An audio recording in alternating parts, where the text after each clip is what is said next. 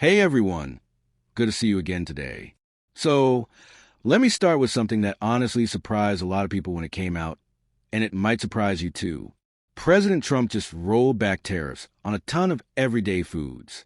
Things like coffee, bananas, tomatoes, beef, even spices like cinnamon and nutmeg, because prices were climbing so fast that it was starting to hurt almost every household in the country. And now that this new executive order is out, the hope is that it finally gives people a little breathing room at the grocery store. And there's a lot more behind this story than most people realize. So, it's worth sticking around to understand what's changing and why it matters so much. Before we get into everything, let me ask you something simple. What grocery item feels ridiculous to buy right now? The one where you look at the price and just shake your head. Everyone has that one thing. So, let's talk about what changed, because this wasn't a small tweak. This was a major course correction.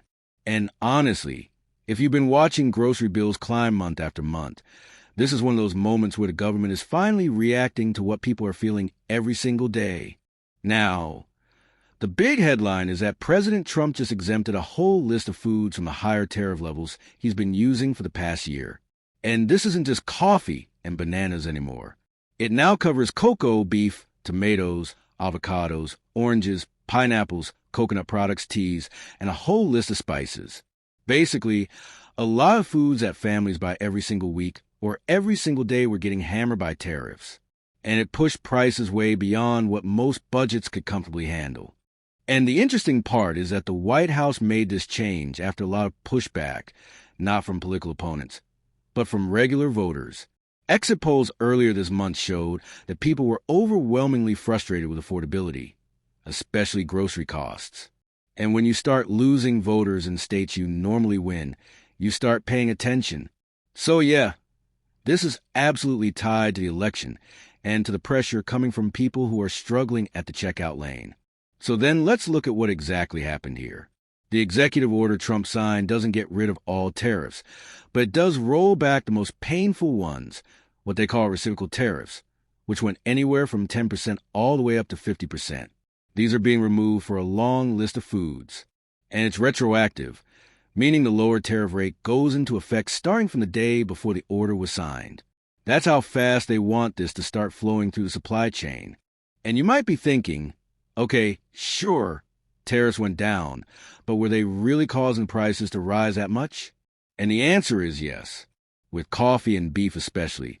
The connection is almost direct. Let's talk about beef because this one shocked a lot of people. Over the past year, the U.S. was charging major beef suppliers, Brazil, Australia, New Zealand, Uruguay, tariffs so high that Brazil's effective rate topped 75%.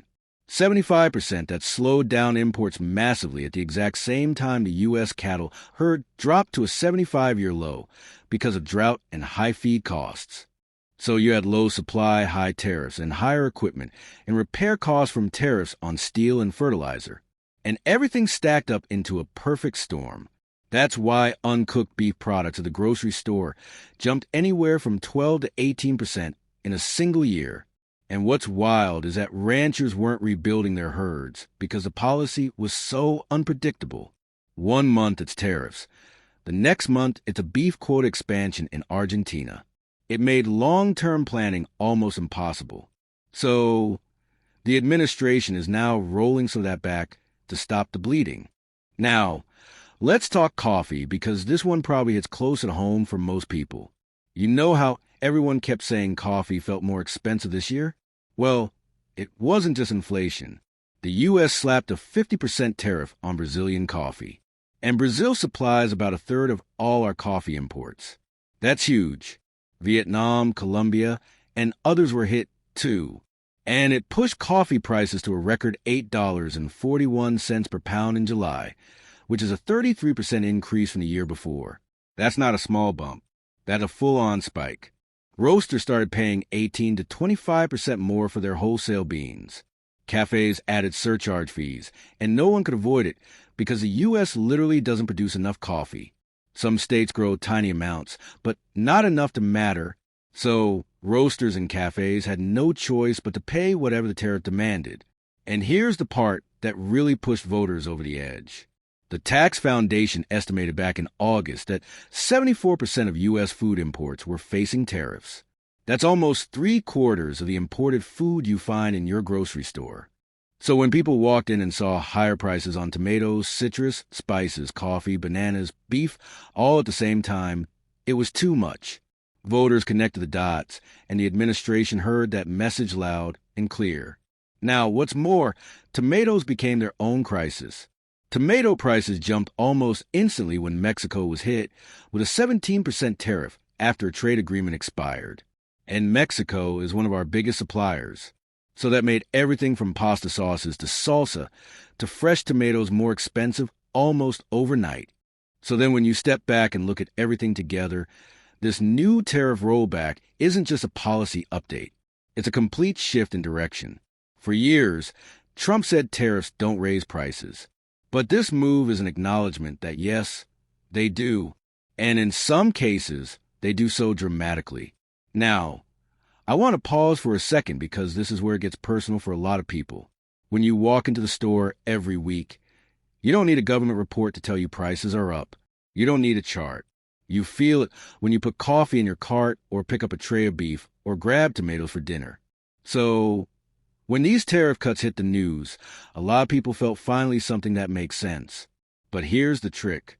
Even if tariffs drop instantly, prices don't. There's a whole supply chain that needs time to adjust. Coffee beans already shipped at the old rate won't suddenly get cheaper. Beef that was imported under a 75% duty doesn't magically restock at a lower cost.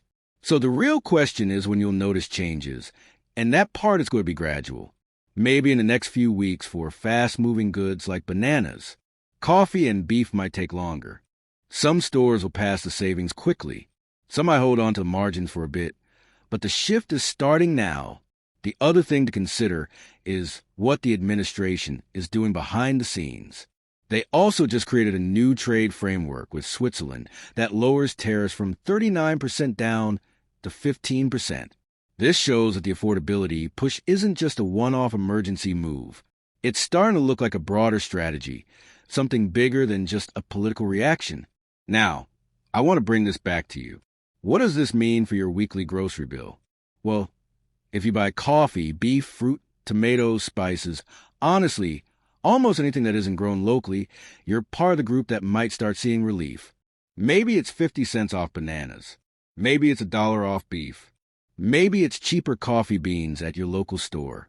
These don't sound huge individually, but when you're on a fixed income or even just trying to stretch a budget, these little breaks matter. And speaking of which, I just want to say you're not imagining the struggle. You're not overreacting. Food inflation has been crushing people, especially older adults, people on SNAP, retirees, and families living paycheck to paycheck.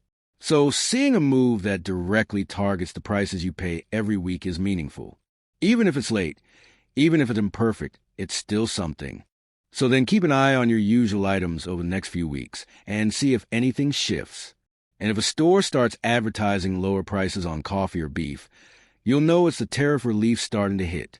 Let me know what grocery item hit your wallet the hardest this year. Thanks for being here, and take care of yourself today.